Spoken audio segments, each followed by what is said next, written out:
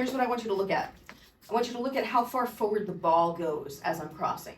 Right now, when you're crossing, it's like this far back. What you really want is this. Do you see how much forward it is? How much more forward that is? If you aim for there on the one hand, okay, great. And then the next thing that I want you to focus on, particularly with your left hand, is right now your left hand is doing it like this, where you're going wide. What I want you to do is focus on trying to keep the hand mostly in one place as you're doing it. Efficiency of movement is really why. So what's happening is when you're going into your 2-beat, you're like really wide.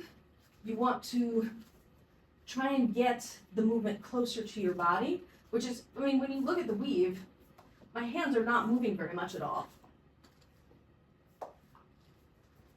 And right now, because you're going so wide past your hip, you're struggling with it. So the antidote to that wide motion is these drills, where your hand, so see how my hand is actually behind my butt the whole entire time? And I'm never even, like if you look from the side here, you'll see I'm not bringing my hand in front of my hips at all. It's behind my ass.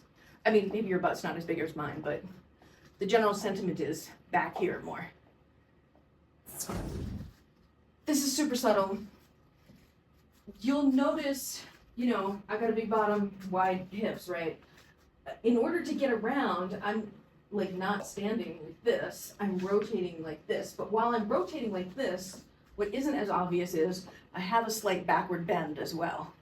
So if you bend back more, in my experience, what happens is your butt comes forward a little bit, your back comes back, and then your hand can drop. So there's a space behind your ass where your hand can sort of live as you're doing the movement.